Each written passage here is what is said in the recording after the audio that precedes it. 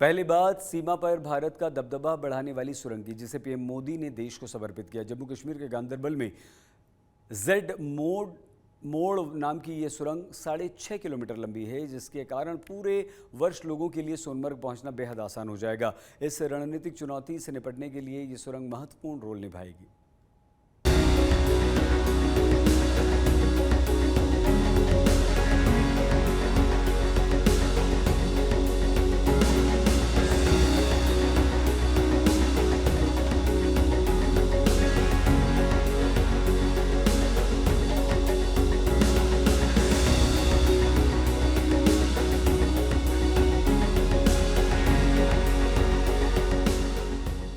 जम्मू कश्मीर का 13 साल लंबा इंतजार खत्म हुआ। गांदरबल जिले के गगनगीर और सोनमर्ग के बीच 12 किलोमीटर की दूरी घटकर अब 6.5 किलोमीटर ही रह गई है। पहले करीब 12 किलोमीटर का फासला तय करने में 1 घंटा लगता था। अब 6.5 किलोमीटर लंबी सोनमर्ग टनल की वजह से गगनगीर और सोनमर्ग के बीच की दूरी 15 मिनट में ही पूरी हो जाएगी। जेड मोड़ नाम की ये सुरंग श्रीनगर से लेह को जोड़ने वाले NH1 पर मौजूद है, जिसके एक छोर पर कंगन कस्बा है जबकि दूसरे छोर पर सोनमर्ग है। जम्मू कश्मीर के लिए ये टनल इसलिए बड़ी सौगात है क्योंकि पहले इस नेशनल हाईवे का 12 किलोमीटर का हिस्सा बर्फबारी और लैंडस्लाइड की वजह से करीब 5 महीने के लिए बंद हो जाता था, जो अब नहीं होगा। सोनमर्ग के साथ साथ करगिल और लेह के लोगों की, हमारे लेह के लोगों की जिंदगी भी बहुत आसान होगी। अब बर्फबारी के दौरान एवलांच से या फिर बरसात में होने वाली लैंडस्लाइड के कारण जो रास्ते बंद होने की परेशानी आती थी, वो परेशानी कम होगी। इस टनल से, इससे सर्दियों के इस मौसम में सोनमर्ग की कनेक्टिविटी भी बनी रहेगी। इससे सोनमर्ग समेत इस पूरे इलाके में टूरिज्म को भी नए पंख लगने वाले हैं। अंग्रेजी के अक्षर Z के आकार की तरह दिखने वाला जेड मोड़ टनल सामरिक रूप से भी बेहद अहम है, जो 14.15 किलोमीटर लंबी जोजिला टनल प्रोजेक्ट का ही हिस्सा है। एशिया की इस सबसे लंबी सुरंग का एकमात्र मकसद पूरे साल श्रीनगर से लद्दाख को जोड़े रखना है। यही पास में ही एक और बड़े कनेक्टिविटी प्रोजेक्ट पर भी काम चल रहा है। अब तो कश्मीर वादी रेल से भी जुड़ने वाली है। मैं देख रहा हूं कि इसको लेकर भी यहां जबरदस्त खुशी का माहौल है। जोजिला टनल सोनमर्ग को लद्दाख के दराज से जोड़ेगी। जोजिला टनल से जेड मोड़ टनल को जोड़ने के लिए 18 किलोमीटर लंबी सड़क बनाई जाएगी। 4 हिस्सों को मिलाकर जेड मोड़ टनल को तैयार किया गया है। 6.5 किलोमीटर लंबी इस टनल में गाड़ियों के आने जाने के लिए 10 मीटर चौड़ी सड़कें बनाई गई है, जिसके ठीक बगल में 6.426 किलोमीटर लंबी एक एस्केप टनल भी बनाई गई है।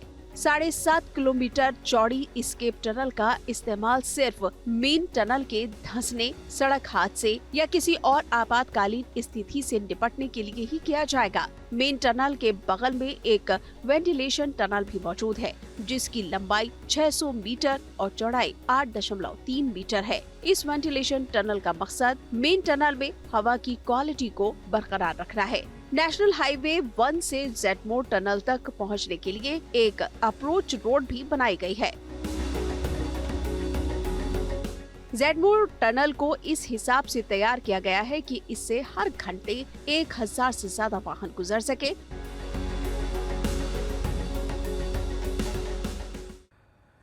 गुजरात बेट द्वारका में मेगा डिमोलिशन ड्राइव चल रही है। सरकार के बुलडोजर अवैध निर्माणों को ध्वस्त कर रहे हैं। बुलडोजर एक्शन से पहले नोटिस देकर पूरे इलाके को खाली करा लिया गया। कानून व्यवस्था बनाए रखने के लिए इस ऑपरेशन में 1000 से अधिक पुलिसकर्मियों को लगाया गया।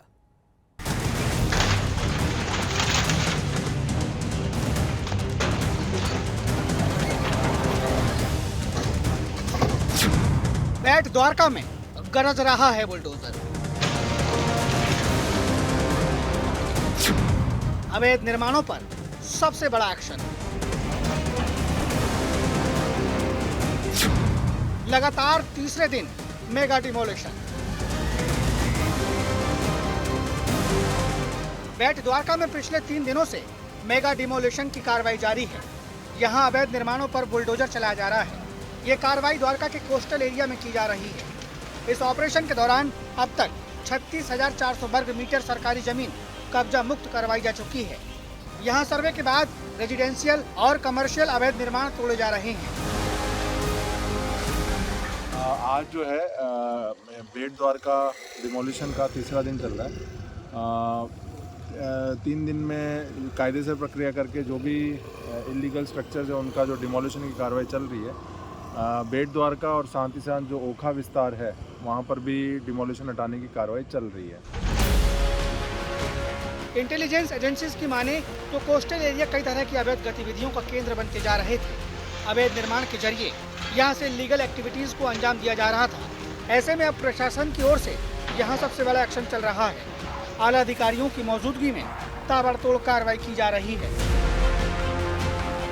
पुलिस का जैसे मैंने बताया था कि हमारा 1000 का पुलिस का जो बंदोबस्त है, जिसमें पुलिस के कर्मचारी, SRP के जवान, MTF के जवान सतत खड़े पगे बंदोबस्त में हाजिर हैं। जब तक जरूरियात पड़ेगी तब तक चलेगी। बेट द्वारका में डिमोलिशन का ये दूसरा राउंड है। इससे पहले 2022 में हुए डिमोलिशन के बाद रीसर्वे कराए गए थे और अवैध निर्माणों की जानकारी मिली थी, जिसके बाद से फिर यह कार्रवाई की जा रही है। मेगा डिमोलिशन की यह कार्रवाई शनिवार सुबह शुरू की गई थी और अभी भी जारी है। अभियान के तहत ओखा इलाके में सरकारी जमीन पर अवैध रूप से बने एक धार्मिक स्थल को भी ध्वस्त कर दिया गया है। कार्रवाई के दौरान कानून व्यवस्था बनाए रखने के लिए बड़ी संख्या में पुलिस कर्मियों की तैनाती की गई है। द्वारका से रजनीकांत जोशी के साथ आज तक ब्यूरो। मुख्यमंत्री भूपेंद्र पटेल के नेतृत्व में गुजरात अवैध अतिक्रमण के विरुद्ध जीरो टॉलरेंस की नीति अपना रहा है। जामनगर में प्रशासन ने पिरोटन द्वीप पर अवैध अतिक्रमण हटाने की कार्रवाई शुरू कर दी। पिरोटन द्वीप पर करीब 4000 वर्ग फीट में फैले अवैध अतिक्रमण को हटा दिया गया।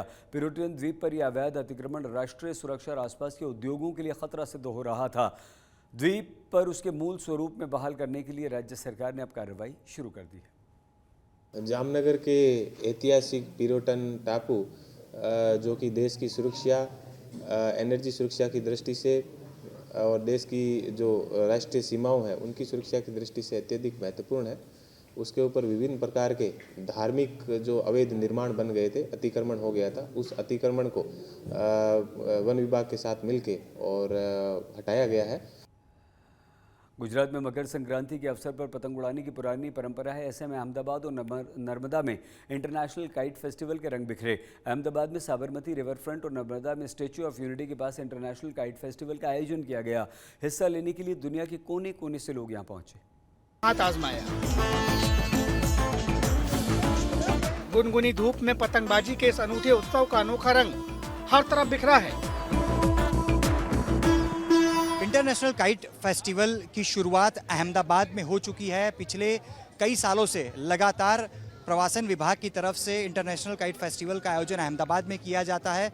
हमारे साथ मौजूद हैं भावनाबेन मेहता, जो कि पिछले कई सालों से यानी कि साल 2009 से लगातार इंटरनेशनल काइट फेस्टिवल जो कि अहमदाबाद में मनाया जाता है उसमें मौजूद रहती हैं। कई सारी यादें उनकी इस काइट फेस्टिवल के साथ जुड़ी है। आप जो भी सारे पतंग देख पा रहे हैं उसमें कुछ देवी देवताओं का चित्र बनाया गया है। साथ ही में अपनी संस्कृति की झांकी लोगों के तक पहुंचाई जा सके, इस उद्देश्य से उन्होंने अलग अलग पतंग भी बनाई हैं। और पिछले कई सालों से काइट फेस्टिवल में आते हैं, तो ना सिर्फ भारत लेकिन विदेशों में भी उन्होंने अलग अलग इंटरनेशनल काइट फेस्टिवल में हिस्सा भी लिया है। 14 जनवरी तक चलने वाले इस अंतर्राष्ट्रीय पतंग महोत्सव में शामिल होने के लिए सिर्फ भारत से ही नहीं बल्कि अलग अलग देशों से भी लोग आए हुए हैं और अपनी पतंगबाजी का हुनर दिखा रहे हैं। उत्सव में पहुंचे लोगों में बेशुमार उमंग है और उनका उत्साह चरम पर है। अलग अलग तरह की पतंगें भी मौजूद है, लेकिन सबकी निगाह भगवान श्री राम को समर्पित पतंग पर ठहर गई है। मेरी यादें बहुत ही अच्छी रही है। मुझे अलग अलग प्रकार की पतंगों बनाने का मौका मिला। यहाँ पर जो विदेश से आते हैं वो मेरे फ्रेंड्स बन गए, तो उनके पास जो टेक्निक और मेरी जो आर्ट है उसका आर्ट एंड क्राफ्ट के आदान प्रदान हुए। जैसे मेरी आर्ट अच्छी है तो उनके पास टेक्निक अच्छी है, तो वो हम कोलैबोरेशन करने लगे और कोलैबोरेशन में पतंग बनाने लगे। महोत्सव में कुल 47 देशों के 143 पतंगबाज और भारत के 11 राज्यों के 52 पतंगबाज भाग ले रहे हैं। इनमें दक्षिण अफ्रीका, स्पेन, स्विट्जरलैंड, तुर्की, इंग्लैंड और पोलैंड जैसे देशों के लोग भी शामिल हैं। And right now, I think the atmosphere is really good. This festival is huge. There's so many countries here. I think we're more than 100 different countries. And now everyone is walking around, talking and getting to know each other. There's sadly not that much wind, but hopefully later there'll be more wind because we brought kites with us that we'd really like to have up in the air. इस महोत्सव में पतंगबाजों को अपने हुनर की नुमाइश का मौका तो मिलता ही है, साथ ही देश विदेश के लोगों के साथ घुलने मिलने और सांस्कृतिक आदान प्रदान का भी ये एक शानदार अवसर साबित होता है। नर्मदा में जब भी सैकड़ों पतंगबाजों ने एक साथ अपने हुनर का प्रदर्शन किया तो रंग बिरंगी पतंगों से आसमान सजा हुआ दिखाई दिया। नर्मदा जिले के केवड़िया में स्टैच्यू ऑफ यूनिटी के करीब इंटरनेशनल काइट फेस्टिवल का आयोजन किया गया है। इस काइट फेस्टिवल में देश विदेश से आए तमाम पतंगबाजों ने एक से बढ़कर एक पतंगे उड़ाई। दुनिया की सबसे ऊंची प्रतिमा स्टैच्यू ऑफ यूनिटी पर इंटरनेशनल काइट फेस्टिवल का आयोजन किया गया। आप तस्वीरों में देख पा रहे हैं किस तरह से बड़ी संख्या में यहाँ पे देश विदेश से आए जो पतंगबाज है वो पतंग यहाँ पे उड़ा रहे हैं। आप तस्वीरों में देख पा रहे हैं यहाँ पे जो बड़ी संख्या में जो पतंगबाज आए दुनिया भर से आए हैं। 15 से ज्यादा देशों के पतंगबाज हैं जो पतंग उड़ा रहे हैं। किसी ने पतंग में तिरंगा लहराया तो किसी ने मशहूर उद्योगपति रतन टाटा को आसमान में उड़ती पतंग के जरिए श्रद्धांजलि दी। सरदार सरोवर डैम के करीब चल रहे इस काइट फेस्टिवल में भारत के साथ साथ विदेशों से आए पतंगबाजों ने बढ़ चढ़कर हिस्सा लिया। My name Natalie. I'm from Ukraine. This is my 9th visit in India, but it's my first time visit in this wonderful place. I'm so happy to be here. I like India because Indian people very happy, always smile, always care about us. Statue of unity के पास मकर संक्रांति से पहले हर साल इस kite festival का आयोजन किया जाता है। विश्व की सबसे ऊंची प्रतिमा को देखने आए पर्यटकों ने भी इस काइट फेस्टिवल का जमकर लुत्फ उठाया। अहमदाबाद से अतुल तिवारी और नर्मदा से नरेंद्र पेपरवाला के साथ आज तक ब्यूरो। मकर संक्रांति के अवसर पर पतंग मार्केट में जबरदस्त रौनक देखने को मिल रही है। हर कोई पतंगबाजी के खुमार में खोया है। सूरत के पतंग बाजार भी रंग बिरंगी पतंगों से गुलजार है।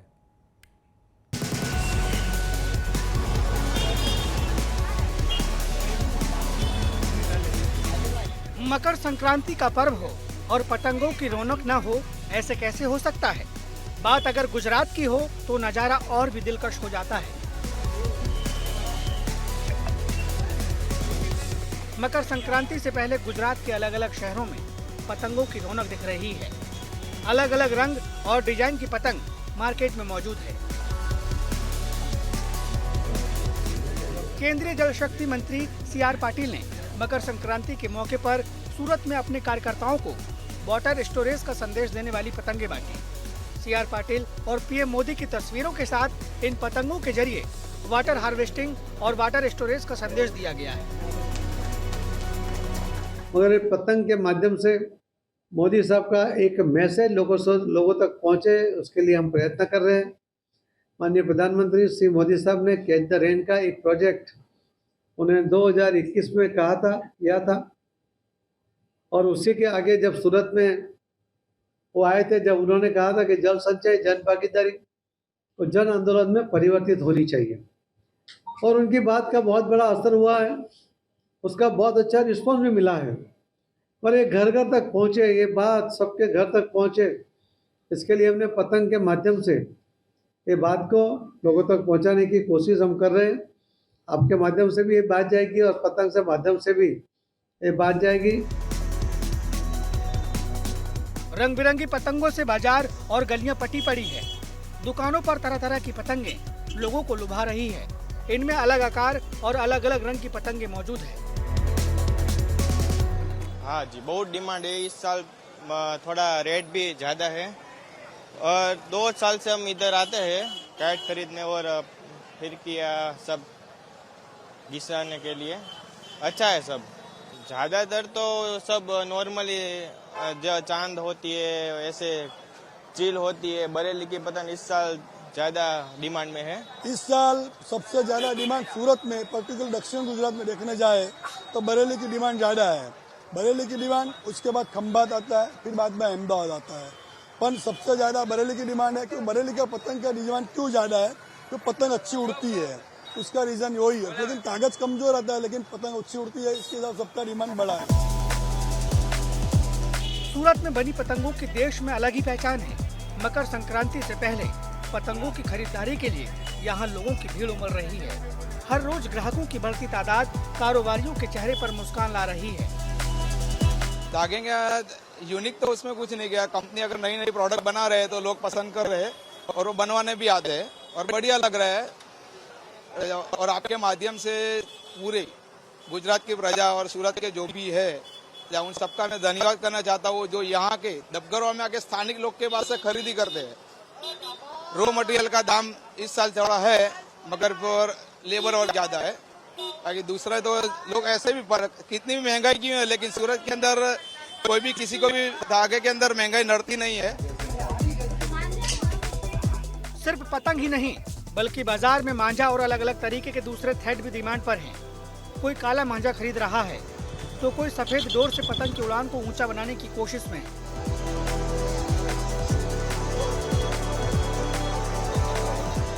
पतंगबाजी के शौकीन समय रहते अपनी खरीदारी पूरी कर लेना चाहते हैं, जिससे मकर संक्रांति पर होने वाली पतंगबाजी के मुकाबले की तैयारी पूरी कर सके। सूरत से संजय सिंह राठौड़ के साथ आज तक ब्यूरो। आज तक गुजरात में आज के लिए बस इतना ही। आप प्लीज़ अपना बहुत ख्याल रखिएगा। देखते रहिए आज तक।